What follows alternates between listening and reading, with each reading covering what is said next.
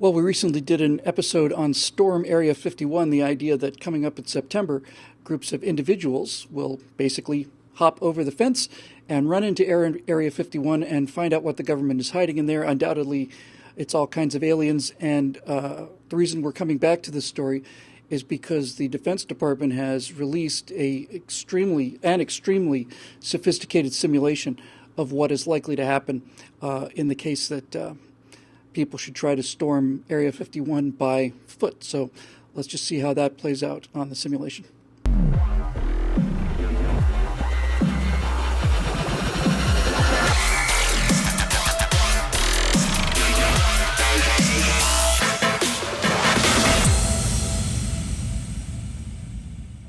Some of you out there think that perhaps the way to get into Area 51 would be to speed up that time and use segways or hoverboards. That was also simulated, so we'll have a look at the results of that.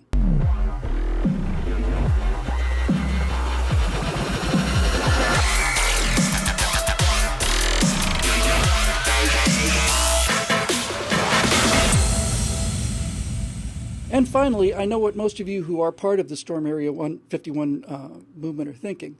We need to get together some Mad Max type vehicles, mount some machine guns on there, and really come in guns blazing and guns roaring. And unfortunately, there are some secret weapons that are kept in Area 51, and this is one of them.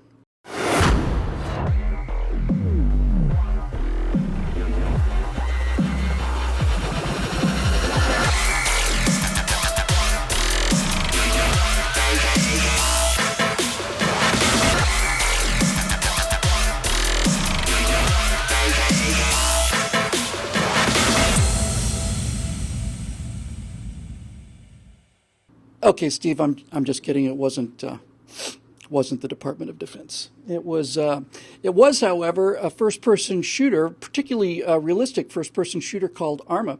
Is it Arma 3? I think I don't remember. It's Arma, and this particular simulation experience was done by a guy on YouTube named Band Incorporated. Nevertheless, as a public service announcement, Steve. Sometimes you have to see things in order to really understand them. And when you see what the U.S. military is capable of actually doing, that's not something I want to be a part of, and I don't think anybody should take this too lightly. They really should. And the thing is, you watch this thing, and all three of us behind the scenes were laughing. And you don't laugh because people are actually going to get slaughtered. If this thing happened in real life, it would be the worst civil rights mass slaughter violation wrong thing ever. It'd be like instead of interning the Japanese in World War II, which is bad enough, FDR just ordered them shot. It would be absolutely horrible.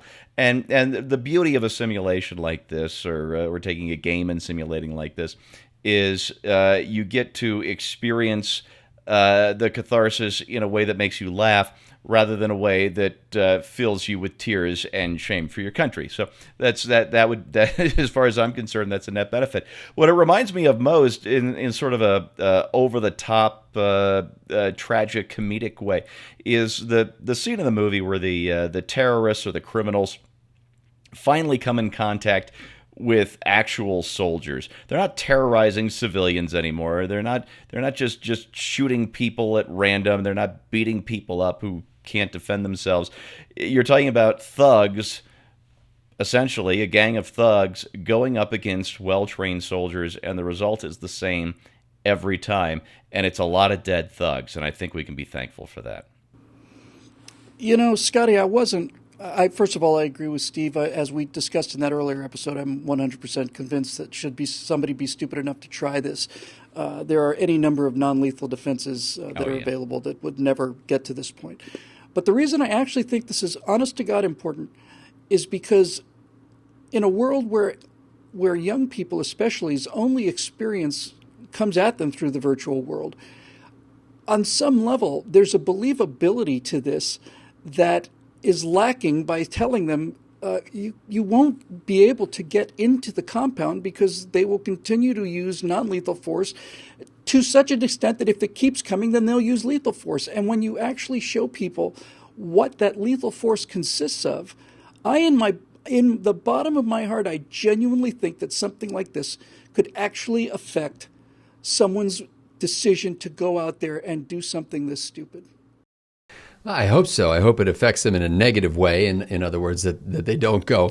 And frankly, I'm the only one of the three of us who doesn't, I think, and I don't think Steve does much of it anymore, but I'm not a video gamer. I've never really played violent video games. I don't live in that world. And so when I see this thing, it just looks like a comedy movie that was made to illustrate the futility of a bunch of naive people, conspiracy theorists racing toward the gates of Area 51, thinking that somehow they will overcome the military might of the greatest armed force on Earth.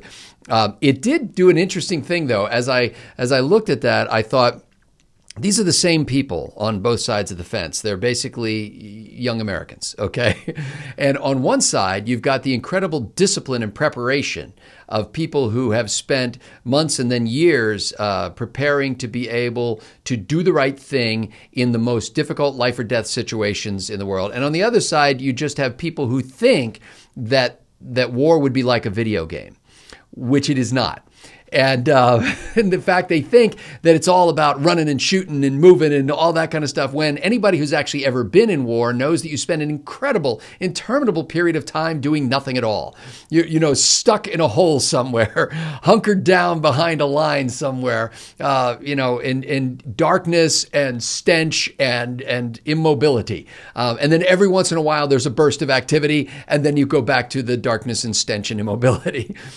So it's the fantasy life of the video gamer, if that is what impels him to say, yeah, let's go out to Area 51. And if they see this as anything more than a joke, which I hope they don't, they're going to come up against some pretty cool customers who understand not only how to kill when need be, but how to immobilize someone, and frankly, more importantly, how to avoid having to kill someone in a situation where that person ain't worth killing. It should be obviously clear, but sometimes you just have to say things so that people who have overly active outrage glands understand exactly what you're coming to. Showing this was funny. It was funny to me. It was funny to Steve. It was funny to Scott. It's funny to the 2 million people that have watched it already. And the person who made this mod to Arma 3 basically just changed the skins on the bad guys and made them look like a bunch of hipsters. He thought it was funny too.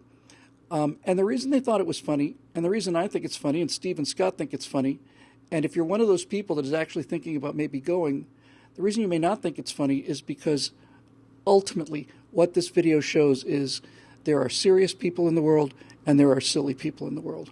And the silly people often get their way because the serious people have other things to do and better things to do. But there is a line somewhere, and I'd be willing to say that line is some significant distance inside the perimeter of Area 51, but there is a line somewhere where the serious people will start to act seriously. And the silly people have no conception that this is even possible, let alone likely.